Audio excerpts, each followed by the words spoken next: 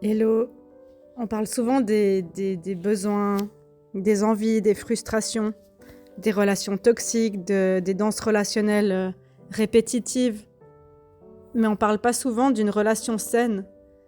Et mettre parfois les choses au positif, c'est bien aussi pour honorer ce qui est là et le célébrer, ce qu'on sait faire, ce vers quoi on tend. Et en fait, profondément, l'être humain, on est des êtres de lien. Souvent, tout ce qu'on veut, c'est d'être aimé et d'aimer. Simplement, entre soi et l'amour, il y a tout un tas de barrières et de costumes de survie qui ont été érigés. Et une relation saine, c'est quand on entre dans la maturité émotionnelle, qu'on prend ses responsabilités, de ce qu'on sait faire et de ce qu'on ne sait pas faire, qu'on se donne de la compassion pour nos schémas, nos costumes, qu'on communique, qu'on s'écoute quand on communique, même quand on n'est pas d'accord, qu'on est d'accord, qu'on n'est pas d'accord, qu'on choisit le bonheur plutôt que le conflit, qu'on apprivoise la réactivité, qu'on s'ancre, qu'on sait où on va. Et une relation saine, c'est aussi quand on peut individuellement avoir une mission de vie, un chemin de vie, des activités, des passions, des personnes qui nous nourrissent autour, et que mon partenaire ou ma partenaire n'est pas le ou la responsable de mon bonheur et de toute ma vie.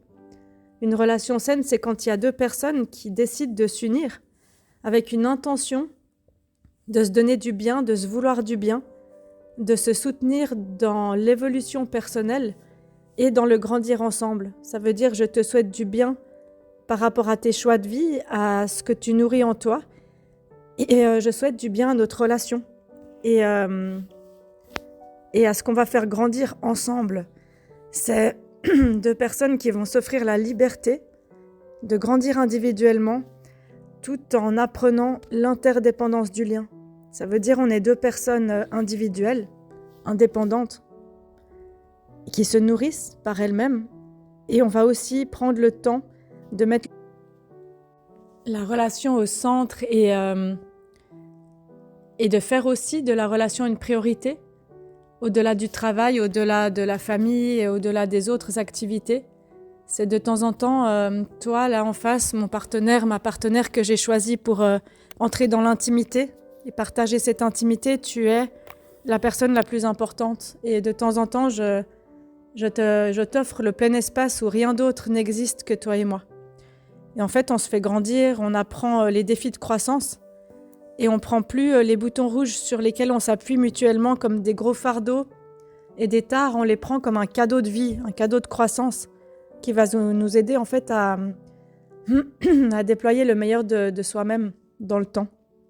Et en fait, une relation saine, c'est quand on fait une super équipe, quand on apprend à entrer dans la collaboration aimante, à prendre soin des blessures ensemble, des peurs ensemble, à rire ensemble, à se marrer ensemble et à pouvoir faire à deux. Faire seul, oui, de continuer à faire seul, mais aussi faire à deux et d'être dans un équilibre, d'être bien quand on est dans le faire à deux. Et dans une relation saine, on apprend aussi à sentir l'amour. On passe pas son temps à le réfléchir, à analyser la relation, à décortiquer ce que fait l'autre, ce que fait pas l'autre. On vit dans l'instant présent des beaux moments et on les crée. On n'attend pas en permanence que l'autre vienne les créer, on les crée. C'est-à-dire que si je veux vivre de la complicité, qu'est-ce que je fais pour la créer ? Si je veux vivre de la tendresse, qu'est-ce que je fais pour l'offrir ? Et une relation saine, c'est vraiment quand les deux partenaires de l'équipe vont créer ça de manière régulière sans attendre que l'autre vienne le créer. Voilà, ça c'est les principaux points selon moi. Et des valeurs communes. Une relation saine, c'est aussi quand il y a une direction commune, quand on peut regarder dans la même direction et avoir des projets. Oser se projeter sans avoir peur que la relation elle s'arrête. C'est basé sur la confiance, c'est basé sur une construction de souvenirs, une construction à deux qui est solide, où on se fait sentir qu'on est un espace de sécurité l'un pour l'autre, un havre de paix. Voilà, alors à vos havres de paix à vous. Merci pour votre écoute, à tout bientôt.